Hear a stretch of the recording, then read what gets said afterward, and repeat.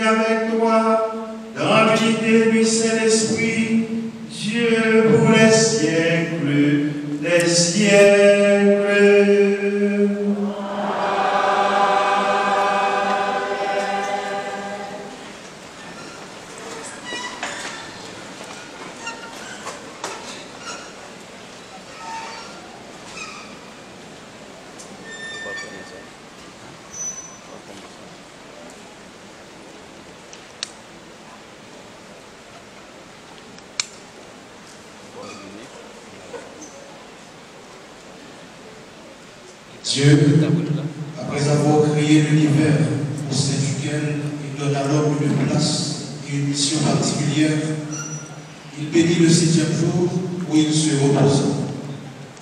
Écoutons cette lecture extraite du livre de la Genèse, chapitre 1er, le verset 26, jusqu'au chapitre 2e, le verset 3. La terre était informe et vide. Les ténèbres étaient au-dessus de l'abîme et le souffle de Dieu planait au-dessus des cieux. Dieu dit que la lumière soit. et la lumière fut. Dieu vit que la lumière était bonne, et Dieu sépara la lumière des ténèbres. Dieu appela la lumière jour. Il appela les ténèbres nuit. Il y eut un soir, il y eut un matin, premier jour. Et Dieu dit, qu'il y ait un firmament au milieu des eaux et qu'il sépare les eaux. Dieu vit le firmament, il sépara les eaux qui sont au-dessous du firmament et les eaux qui sont au-dessus. Et ce fut ainsi. Dieu appela le firmament ciel. Il y eut un soir, il y eut un matin, deuxième jour. Et Dieu dit, les eaux qui sont au-dessous du ciel, qu'elles se rassemblent en un seul lieu et que paraisse la terre ferme. Et ce fut ainsi. Dieu appela la terre ferme terre, et il appela la masse des eaux mer. Et Dieu vit que cela était bon. Dieu dit, que la terre produise l'herbe, la plante qui porte sa semence, et que sur la terre, l'arbre à fruits donne selon son espèce le fruit qui porte sa semence. Et ce fut ainsi. La terre produisit l'herbe, la plante qui porte sa semence selon son espèce, et l'arbre qui donne selon son espèce le fruit qui porte sa semence. Et Dieu vit que cela était bon. Il y eut un soir, il y eut un matin, troisième jour. Et Dieu dit, qu'il y ait des luminaires au firmament du ciel pour séparer le jour de la nuit, qu'ils servent de signe pour marquer les fêtes, les jours et les années, et qu'il soit au firmament du ciel des luminaires pour éclairer la terre.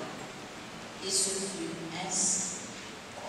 Dieu fit les deux grands luminaires, le plus grand pour commander au jour, le plus petit pour commander à la nuit. Il fit aussi les étoiles. Dieu les plaça au firmament du ciel pour éclairer la terre, pour commander au jour et à la nuit, pour séparer la lumière des ténèbres. Et Dieu vit que cela était bon. Il y eut un soir, il y eut un matin, quatrième jour. Parole du Seigneur.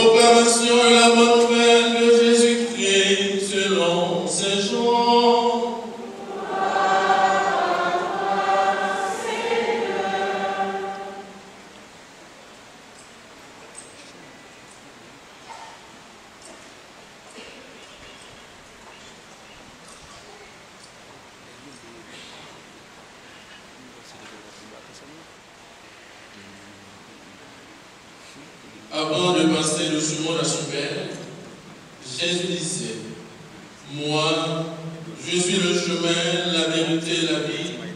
Personne ne va vers le Père sans passer par moi. Puisque vous me connaissez, vous connaîtrez aussi mon Père. Dès maintenant, vous le connaissez et vous l'avez vu. Philippe lui dit, Seigneur, montre-nous le Père, cela nous suffit. Jésus lui répond, il y a si longtemps que je suis avec vous, et tu ne me connais pas, Philippe. Celui qui m'a vu a vu le Père. Comment peux-tu dire, montre-nous le Père? Tu ne crois donc pas que je suis dans le Père et que le Père est en moi? Les paroles que je vous dis, je ne les dis pas de moi-même, mais c'est le Père qui demeure en moi et qui accomplit sa propre œuvre. Croyez ce que je vous dis. Je suis dans le Père et le Père est en moi. Si vous ne croyez pas ma parole, croyez au moins à cause des œuvres. Amen. Amen, je vous le dis. Celui qui croit en moi accomplira les mêmes œuvres que moi. Mais il accomplira même les plus grandes, puisque je pars vers le Père.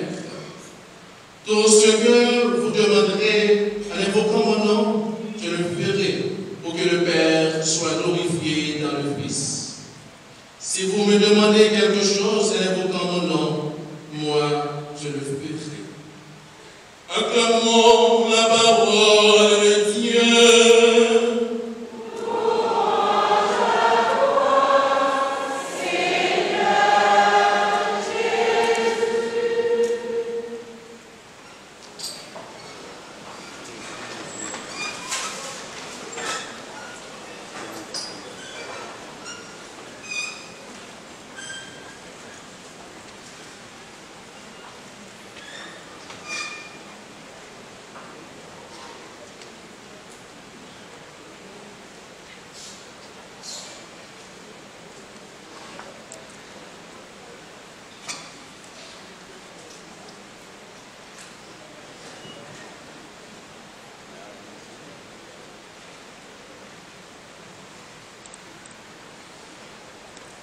Son Excellence, Monseigneur Grandas Laguerre Toussaint, évêque de Jacmel du Sud-Est,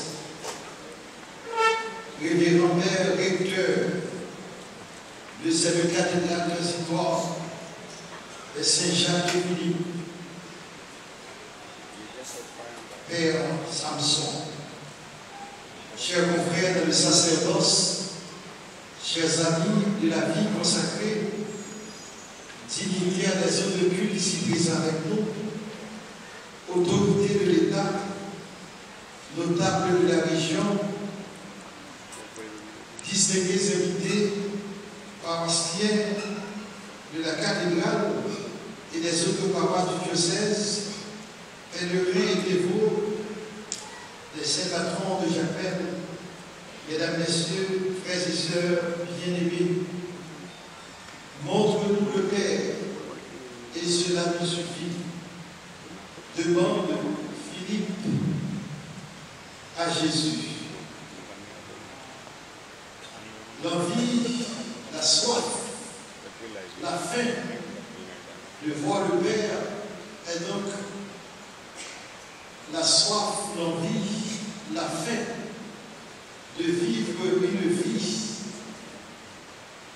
marquée par la béatitude, une vie pleine, entière, une vie où l'on attend la dernière béatitude finale pour pouvoir contempler Dieu. Mais c'est aussi, comme cette année, dans ce diocèse, le thème pastoral est donc la justice, c'est aussi la soif de voir la justice de Dieu, pour voir enfin l'emporter sur les injustices que nous portons parfois dans le cœur, les injustices sociales, les injustices morales, familiales, les injustices communautaires, les injustices aussi que nous pouvons constater au niveau international. Les anciens disaient ubi societas ibius. Là où il y a une société, il y a donc le droit, il y a la justice. Nous sommes ce matin rassemblés ici, dans cette sacrée de cette salle polyvalente, considérée comme un beau lieu de culte, de transitoire, afin de célébrer dans la joie et dans l'allégresse les saints patrons de la ville d'Alcibiade de Mirac. Cette ville, patrimoine historique, culturel et artistique d'Haïti et du Sud-Est, Jacques Ben. Une ville qui a marqué un tournant dans l'histoire du monde et dans l'histoire de la région d'Amérique latine et des Caraïbes. C'est ici que Bolivar a commencé le grand mouvement pour intégrer la région d'Amérique latine, mais aussi pour pouvoir susciter la mort de l'esclavage que Christian Taubira, ancien ministre de la Justice en France, a fait voter une loi que désormais on doit considérer comme un crime contre l'humanité. L'esclavage qui continue encore aujourd'hui continue également à révolter nos âmes, puisque l'esclavage ne s'exprime pas comme esclavage. C'est comme une perte d'identité, c'est comme un non-respect de la vie des autres, c'est comme aussi une non-reconnaissance de la souveraineté de certains pays. C'est en même temps le droit de certains grands pays de faire la guerre à des petits pays ou des pays considérés comme des ennemis. Frères et sœurs bien-aimés, en ce jour béni et merveilleux de la fête solennelle des Saint-Jacques et Philippe, le Seigneur Dieu nous invite à continuer le grand thème choisi par ce diocèse, thème qui a à voir avec la justice. Et en ce jour également, nous fêtons le travail, nous fêtons les travailleurs, nous fêtons ces Joseph travailleurs. Nous devons nous rendre compte que souvent, là où il n'y a pas de travail, pas de boulot, on est en train de commettre la plus grande injustice qui puisse exister. Quand il n'y a pas de travail à accomplir, comme nous l'avons contemplé dans la première lecture extraite de la Genèse, Dieu, en créant tout, le texte hébreu hébraïque nous dit que l'Égypte est à Shamaïm veut être à Arès. Au commencement, Dieu créa. Il fit le premier jour, le deuxième jour, jusqu'au 6e jour. Et Dieu nous montre l'exemple. On est digne, on est juste, on vit bien, on cherche le bonheur quand on comprend la valeur du travail.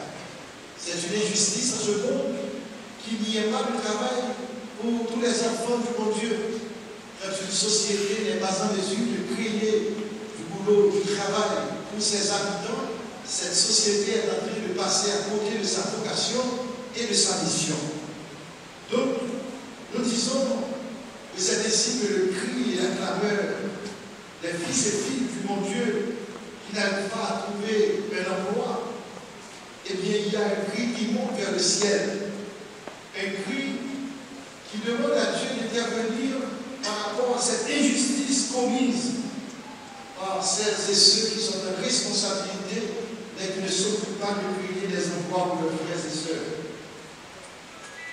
Aussi, nous connaissons qu'une société vit bien, le vivre ensemble est harmonieux, la société est juste et équitable quand on est en mesure de créer autour de soi, autour de nous, de l'équité, de l'égalité, de la fraternité, quand on vit avec beaucoup d'intégrité, quand on cherche la vérité, quand aussi on est conscient de la valeur de la liberté et on travaille avec sérénité pour que la dignité de tous et de toutes soit respectée.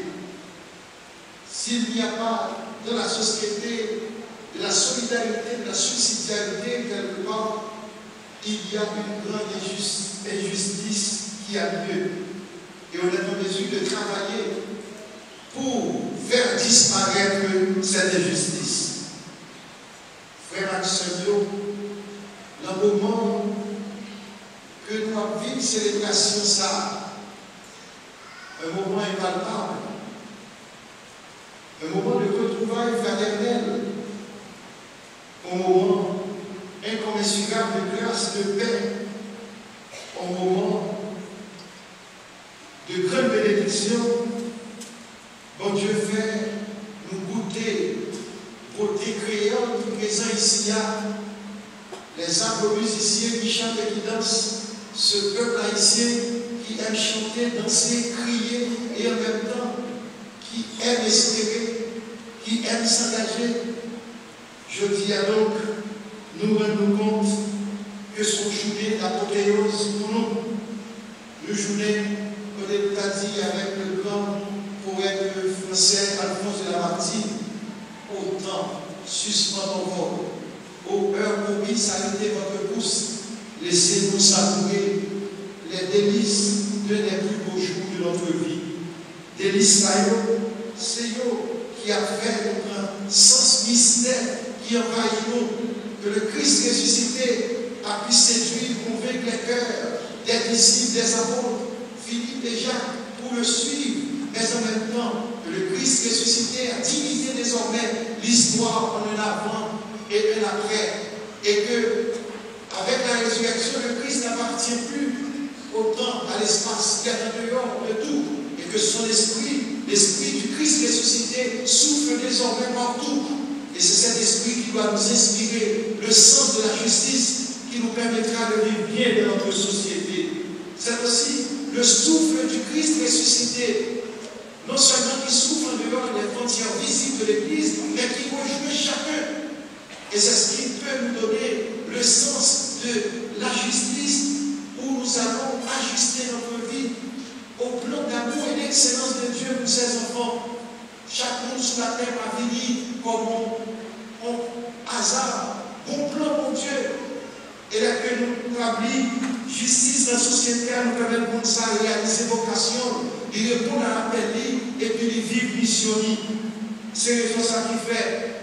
Nous-mêmes, nous avons rêvé en grand résurrection spirituelle comme nous avons rêvé en grand que nous jouons en Haïti, si nous faisons conversion à la justice, nous sommes capables de peuple là. Possibilité pour vivre dans un pays stable, où la vie est normalisée, où la vie est prise en charge, où ceux qui sont des leaders deviennent des leaders responsables et serviteurs, capables justement de pouvoir servir le peuple.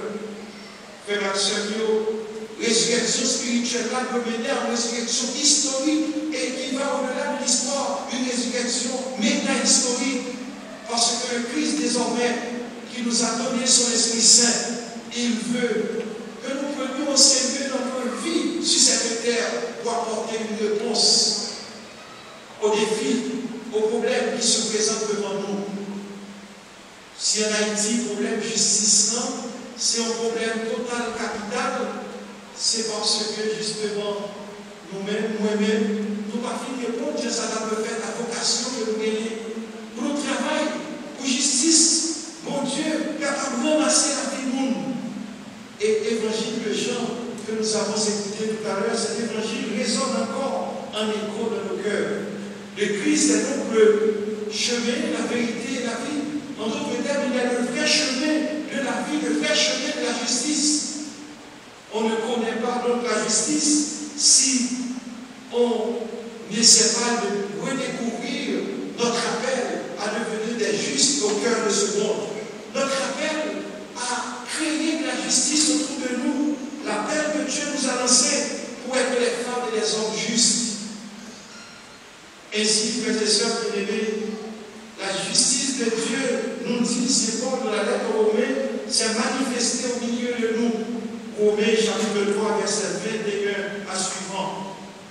Si cette justice s'est manifestée, elle est incarnée au milieu de nous, c'est parce que le Christ, en venant ce monde, Isaïe nous a dit, il est le juste conseiller. Il est celui qui apporte la justice de Dieu sur cette terre. Le Christ est notre Père, le Christ est notre justice. Celui qui croit en moi fera des œuvres supérieures à moi, dit Jésus. Les œuvres justes de Jésus deviennent pour nous des œuvres possibles de justice là où nous habitons, là où nous vivons. La foi au Christ ressuscité fait de nous donc des artisans de justice, des assoiffés de cette justice, mais aussi parfois les gens persécutés, y compris à cause de cette cause que nous défendons, que l'Église défend. Et que l'Église à défendre doit peuple à souffrir injustice par les monde. Vous devez mettre autorité, vous devez mettre représentants dans notre pays, vous devez mettre les sorties, auto-sorties, par les monde qui va faire l'Église, faire une boucherie, les que injustice à faire sur des ça. Et donc, raison ça fait que toujours et toujours, n'a pas côté si d'ailleurs qui a souffert injustice sur des ça. Les gens qui ont la vie injuste, les gens condamnés parce qu'ils sont innocents, les que il faut souffrir parce que vous cherchez au monde de justice, il faut qu'on ait mon Dieu va plier ça. Il faut qu'on ait mon Dieu écrit ça dans le cahier mal. Et c'est les autres qui fait mon justice que la communauté de Dieu s'est choisie comme vision pastorale, orientation pastorale. Il doit aider nous créer une société organisée, articulée, ordonnée. Là où il y a, ça nous est l'ordre de tranquillitatis, l'ordre de la tranquillité, c'est côté de la justice. Côté de justice, ou capable de vivre dans une société, côté ce n'est pas l'ordre de nos droits qui gagnent. Capable de vivre dans une société, côté le monde pas seulement juger le monde sous couleur peau, sous sale procédé. Le monde va juger le monde tout simplement parce que ça a sorti en l'air, ça a sorti de l'autre côté. Le monde va qualifier le monde, comme nous dit Barthélemy, des gens du pays de la meilleure. Non, on va considérer le monde pour s'allier, pour caractère, sous juste avec, on va respecter, on ne va pas parler le mal, on ne va pas craser, on ne va pas tuer. On connaît que désormais, le monde, ça, il est un défi pour vous cailler avec, pour nous vivre ensemble. Et le sens de la justice, c'est que les frères doivent construire une vraie intégration fraternelle là où ils sont, là où ils évoluent. Donc, frère Maxime, faire la justice, d'aller emmener par chaque monde, chaque colis, ce qui lui est dû, pour ne pas mettre de côté. C'est ça justice. Et pour vivre justice, il faut découvrir d'abord, mon Dieu, c'est lui qui a justifié. C'est mon Dieu même qui est capable de bien appliquer vraie justice pour vous. Les juristes romains que nous avons une pianiste, dit que faire justice, c'est reconnaître chaque monde qui doit pas et pas la frère ça, pas opprimer mon nom, pas jeter dans l'esclavage, pas craser, pas briser. Le soum, c'est quoi alors? En quoi consiste le soum? Ça qui dû à monde ça. Dans une société, il y a des droits pour lui parce que c'est mon lié. Et pour ces mots qui doivent sa pièce, tout pas qu'à tirer dans la main.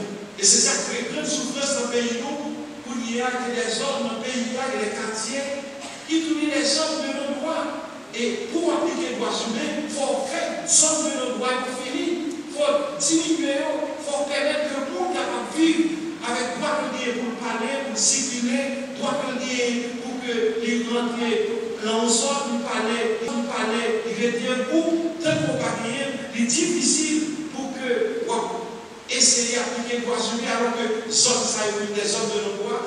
C'est des gens qui ne vivent dans une société qui a commandé, c'est vous qui vivent dans le monde. C'est Augustin qui dit non, quand on n'applique pas la justice dans une société, on ne vit plus dans une société, on vit dans une bande. En d'autres termes, on peut devenir sans le pouvoir des bandits, parfois isolés, inconscients, irresponsables. Et donc, frère Maxime, je dis à la belle fête ça.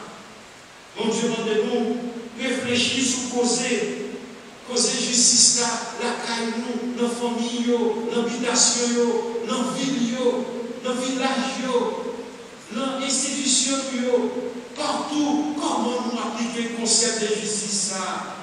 Est-ce que juste que dans la société, il y a ça qui est essentiel, il y a ça qui est nécessaire et utile pour la vie monde, pour nous vivre une vie correcte, il manque de bien fait et de génération en génération, il y a vivre à des mondes qui sont en situation sans eux.